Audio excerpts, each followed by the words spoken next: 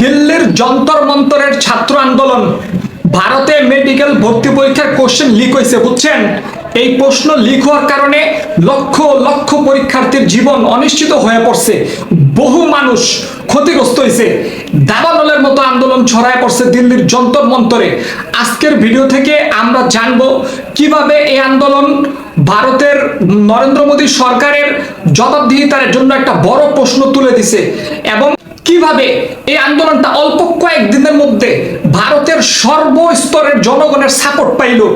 এবং সব থেকে ইন্টারেস্টিং কথা হয়েছে, এত আন্দোলন, এত স্লোগান, এত লড়াই, তারপরেও অবিশ্বাস্যভাবে নরেন্দ্র মোদীর হিন্দুত্ববাদী সরকার অটল অবিচল থাকলো।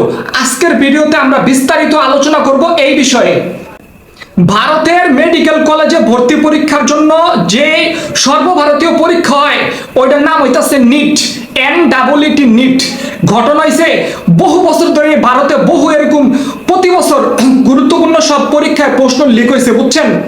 তো নিট পরীক্ষার প্রশ্নটা যখন লিক হয়ে যায় তখন লক্ষ লক্ষ শিক্ষার্থী যারা স্বপ্ন দেখছে যে আমার ছেলেটা আমার মেয়েটা ডাক্তার হবে, এদের স্বপ্ন মাঠে মারা গেছে, পোলাপাইন খেপা গেছে, অভিভাবকরা চোখের পানি ফেলাইছে। একটা প্রশ্ন উঠছে যে ভাই তাইলে আমি সারা বছর লেখাপড়া করলাম, বহু মানুষ আছে সারা বছর কোচিং করে, লক্ষ লক্ষ টাকা খরচ করে শুধুমাত্র এই নিট পরীক্ষায় পাশ করে ডাক্তার হওয়ার লেগা। প্রশ্ন উঠছে যে যারা যে সৎভাবে পরীক্ষা দিছে, লিগ্যাল ভাবে পরীক্ষা দিছে, সেই মেধাবী পোলাপাইনগুলোর ভবিষ্যতের কি হবে? এ থেকে কিন্তু আন্দোলন দাবানলের মতো ছড়াই গেছে পুরো দিল্লিতে সহ পুরো ভারতে। এটাই মূলত সূত্রপাত। ভারতের ছাত্রছাত্রীরা এরপর থেকেই ছোট বড় কিছু আন্দোলন তারা করতেছিল। ঝামেলা হয়েছে, ভারতের বিচারপতি একটা খারাপ মন্তব্য করছে, পোলাপাইনটা খেপাই দিছে। কি কইছে? ছেলে মেয়েদের শিক্ষার্থীদের এই প্রশ্ন ফাঁসের আন্দোলনকে ভারতের বিচারপতি কয়া কইছে এরা হইতাছে তেলাপোকা, তেলাপোকাদের আন্দোলন। পোলাপাইন গেছে খেইপা, মাথা নষ্ট হয়ে গেছে পোলাপাইনদের, জেনজি না। তো সেই থেকে তেলাপোকার ইংরেজি নাম হইতাছে ককরোচ। ভারতের ছাত্রছাত্রীরা একটা দল বানায় ফেলাইছে, রাতারাতি নাম দিছে ককরোচ জনতা পার্টি ওরফে CJP। এই দলটা গঠিত হয়েছে মূলত অনলাইনে, একটা ফেসবুক পেজের মাধ্যমে অনলাইনে একটা দল বানাইছে। লক্ষ লক্ষ কোটি কোটি ছাত্রছাত্রী মানুষ, সাধারণ মানুষ সেই পেজে যুক্ত হয়েছে এবং তারা এই ককরোচ জনতা পার্টির অংশ হয়ে গেছে। মূলত এই ভারতের দিল্লির যন্তর মন্তরের আন্দোলনে লিড দিছে ককরোচ জনতা পার্টি, যেটা ভারতের সরকার থেকে ব্যঙ্গ করার কারণে, দায়িত্বশীল একজন ব্যক্তি ব্যঙ্গ করার কারণেই কিন্তু এই ককরোচ জনতা পার্টির জন্ম হয় এবং তারাই A to Z এই আন্দোলনটার পরিকল্পনা করে এবং লিড দেয়। তো ককরোচ জনতা পার্টির দাবি ছিল মূলত দোষীদের শাস্তি নিশ্চিত করো, ভবিষ্যতে যাতে এরকম আর না ঘটে সেই ব্যবস্থা করো, পুরো পরীক্ষা পদ্ধতি সংস্কার করো। কি হলো? আস্তে আস্তে অল্প কিছু মানুষ থেকে ক্রমেই এই ছাত্রছাত্রীদের আন্দোলনে ভারতের সর্বসাধারণ সব পেশার লোক এসে ভারতে এই আন্দোলনে যুক্ত হয়েছে, একটা বড় জমায়েত হয়ে গেছে। এবং এটা অস্বীকার করার উপায় নাই, নরেন্দ্র মোদীর মতো এত দীর্ঘদিনের শাসক সে কিন্তু বিচলিত হয়ে পড়ছে। এর প্রমাণ হলো নরেন্দ্র মোদীর মতো লোকের রাতের বেলা ফেসবুক লাইভে আইতে হইছে। এমনি এমনি তার মোদী লাইভে আহে নাই, বুঝছেন না? মোদীও কিন্তু একটা ঝাটকা লাগছে মোদীর সরকারের। তো শিক্ষার্থীদের আন্দোলনের ক্ষেত্রে একটা ভাইটাল রোল প্লে করে কিন্তু ভারতের মিডিয়া। বাংলাদেশের মিডিয়ার মতো চাটুকার না, তারা পা চাটে না সরকারের। ভারতের বহু মিডিয়া আছে এখনো নিউট্রাল, নিরপেক্ষ মিডিয়া ক্রমাগত এই শিক্ষার্থীদের আন্দোলনকে তারা রিপোর্ট করতে থাকে, শিক্ষার্থীদের আন্দোলনকে তারা নিউজ ছাপাইতে থাকে এবং এটা টক অফ দ্য কান্ট্রি বানায় দেয়। মূলত ভারতের মিডিয়া এখানে একটা দুর্দান্ত রোল প্লে করে এবং ক্রমে এই আন্দোলনটা ভারত ছাপিয়ে বিশ্ব গণমাধ্যমে জায়গা করে নেয়, মূলত ভারতের মিডিয়ার কারণে। তো মোদী সরকার সাফাই দেয় যে ঠিক আছে, যারা এই প্রশ্ন ফাঁসের সঙ্গে জড়িত আছে, দায়িত্বশীল কর্মকর্তা, তাদের বিরুদ্ধে আমরা অ্যাকশন নিব। ওই প্রশাসনিক শাস্তির কথা আর কি, 9/6 দেওয়া, বুঝ দেওয়া আর কি। কিন্তু আন্দোলনকারীরা বলে যে না, আপনি ইনস্ট্যান্ট আপনি দুই একটা লোকটা সাসপেন্ড করবেন, শাস্তি দিবেন, that is not enough for us. আমরা চাই পুরা সিস্টেমের পরিবর্তন। ঠিক আমাদের জুলাই বিপ্লবীরা যেমন 2024-এর জুলাই বিপ্লবের সময় পুরো সিস্টেমের বদল চাইছে, রাষ্ট্র সংস্কার করতে চাইছে, এই ভারতের ছাত্রছাত্রীরাও চাইছে যে শুধু দোষীদের বিচার করলে হবে না, আমরা পুরো পরীক্ষার পদ্ধতিটারই পরিবর্তন চাই, সিস্টেম বদলাইতে চাই। ভাই আন্দোলন কিন্তু হয়েছে এবং এটা আস্তে আস্তে বড় আকার ধারণ করছে। বহু মানুষ ভাই এখানে যোগ দিছে, নরেন্দ্র মোদীর উপরে খেপা ছিল। এখানে বহু মানুষ আন্দোলন করছে মোদী সরকারের ফালায় দেওয়ার লেগা। তারা মুখে স্বীকার করে নাই, কিন্তু তারা কিন্তু তলে তলে একটা চান্স খুঁজছে, যদি সুযোগ পায় মোদীরে খাইয়া দিব বাংলাদেশ, শ্রীলঙ্কা, নেপালের মতো। কিন্তু সেটা হয় নাই। বহু মানুষ আবার চাইছে যে না, আমার ছেলে মেয়ে আছে, আমার ফিউচার আছে, আমার তরুণ প্রজন্মের ভবিষ্যৎ আছে, এদের দাবি মানে আমাদেরও দাবি। তারা অংশগ্রহণ করছে, মানে বহু মতাদর্শের মানুষ এই আন্দোলনের পেছনে যুক্ত হয়েছে। কিন্তু প্রশ্ন হইল, এত আন্দোলনের পরেও মোদী থাকলো কিভাবে, মোদী টিকলো কিভাবে? এটাই প্রশ্ন। মোদের তো কিছু হইল না।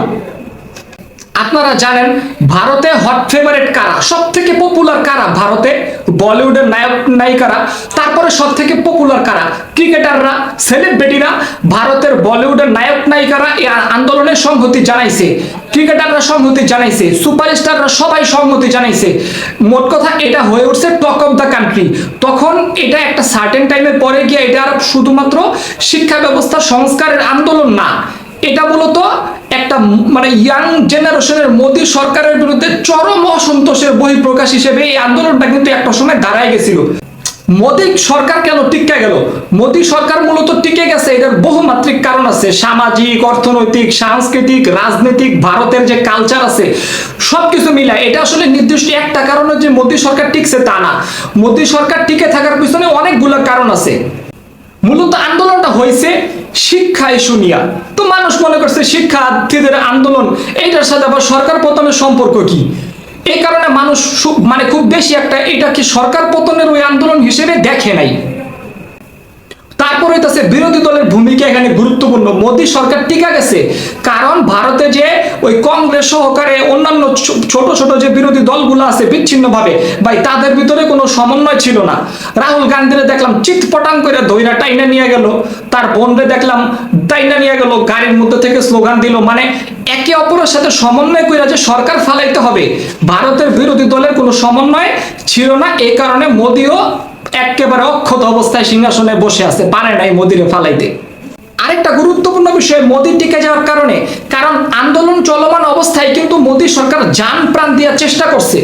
মোট কথা মোদী পাবলিকরে বুঝাইতে পারছে যে ভাই কোশ্চেন লিক করছে আমি করি নাই, কিন্তু আমি এটার দায়িত্ব নিতেছি এবং প্রশাসনিকভাবে রাষ্ট্রীয়ভাবে পার্লামেন্টে আলোচনা কইরা আমি যতটুকু আমার ক্ষমতা আছে সব প্রয়োগ কইরা আমি এদেরকে ধরবো, এদেরকে আমি দমন করব, শাস্তি দিব। মোট কথা সরকারের শাস্তিমূলক ব্যবস্থা কিন্তু অনগোয়িং ছিল, চলমান ছিল। অতএব সরকার তার হাত গোটায় বৈশা ছিল না যে আপনি সরকার ফালাই দিবেন। সরকার ফালাই দিতে গেলে তো ভাই ইস্যু লাগবো, তাই না? মোদী তো কাজ করতেছিল, এটাও মোদীরে বাঁচাই দিছে। তারপরে ধরেন ভারত হচ্ছে একটা বিশাল দেশ, দিল্লিতে আন্দোলন হয়েছে, ধরেন ব্যাঙ্গালোরে কোনো খবর নাই, কলকাতায় ওইভাবে কোনো খবর নাই, তারপরে মনে করেন গুজরাটে ওইভাবে কোনো খবর নাই। ভাই ওদের অনেক বড় প্রদেশ, বিশাল দেশ, আন্দোলন চালাইতে হইব, একটা সেন্ট্রাল কন্ট্রোল থাকতে হইব যে কোনো আন্দোলনে। বাংলাদেশে নাহিদ ইসলাম, সার্জিসরা, আসিফ মাহমুদরা কন্ট্রোল করছে আন্দোলন পুরাটা। ভারতে এই আন্দোলনটা কন্ট্রোল করতে পারে নাই। এককভাবে কেন্দ্রীয়ভাবে আন্দোলনটা যে পরিচালনা করবে মোদীরে ফালানোর জন্য, সেন্ট্রালি ওই অভিজিৎ ছিল ওদের আন্দোলনের মেইন ম্যান, সে সাপোর্ট টাপোর্ট পাইছে অনেক মানুষের। কিন্তু আন্দোলনটা যেভাবে সেন্ট্রালি নিয়ন্ত্রণ করার দরকার ছিল, কেন্দ্রীয়ভাবে পরিচালনা করার পারে নাই, এই কারণে মোদীরও ফালাইতে পারে নাই। আরেকটা ইস্যু হইল মোদীর হিন্দুত্ববাদী রাজনীতি এমন ভাবে পাবলিকরে মোদী খাওয়াইছে যে মুসলমান ঠেকাইতে গেলে ভাই মোদীরে লাগবো, পাকিস্তানে ঠেকাইতে গেলে মোদীরে লাগবো, বাংলাদেশে ঠেকাইতে গেলে মোদীরে লাগবো। মোদীর কিছুদিন আগে ইলেকশনে মোদী মানে উড়াধুরা সাফল্য পাইছে। মোদী কিন্তু ক্ষমতায় যে বইছে, মোদী কিন্তু ব্যাপক সংখ্যাগরিষ্ঠতা নিয়ে ক্ষমতা পাইছে।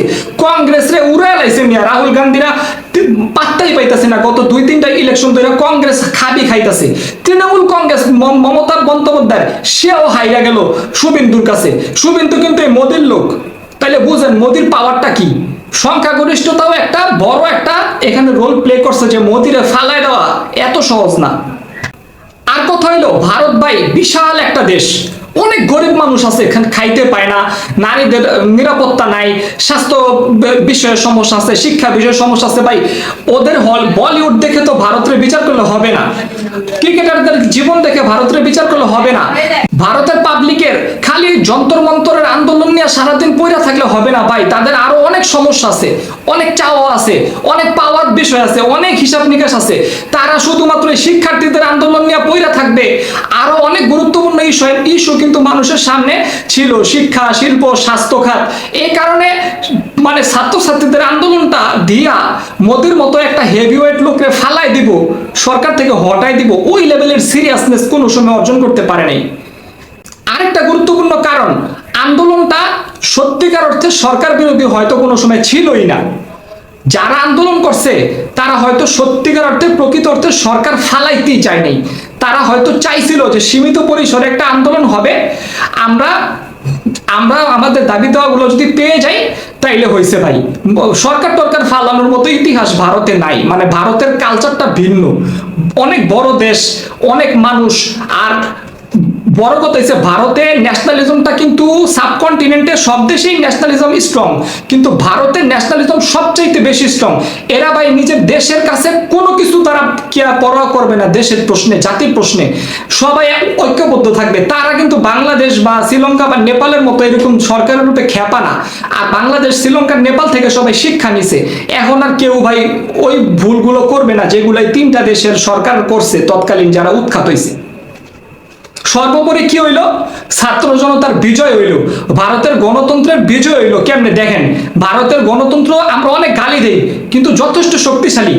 যেই শিক্ষামন্ত্রীর পদত্যাগের দাবি করছে, ফাইনালি অনেক ঘাটতারামি করার পরেও ভারতের শিক্ষামন্ত্রী পদত্যাগ করতে বাধ্য হয়েছে। এবং এই খবরটা যখন অভিজিৎ যে প্রধান সমন্বয়কারী ছিল সে ফোনে পাইছে, সে অনেক ইমোশনাল হয়ে গেছে এবং সে দাঁড়ায় থাকতে তার কষ্ট হচ্ছিল। এবং সে ঘোষণা দিচ্ছে যে এই বিজয় ভারতের সমস্ত শিক্ষার্থীদের বিজয়। এবং বাংলাদেশ থেকেও নাহিদ ইসলামরা, ছাত্র শক্তি, এনসিপি এবং বিভিন্ন রাজনৈতিক সংগঠন ভারতের ছাত্রদেরকে কিন্তু সাধুবাদ জানাইছে, অভিনন্দন জানাইছে তাদের এই গণতান্ত্রিক বিজয়ের পথে। ভালো লাগলে লাইক, কমেন্ট, শেয়ার এবং সাবস্ক্রাইব করবেন। ধন্যবাদ।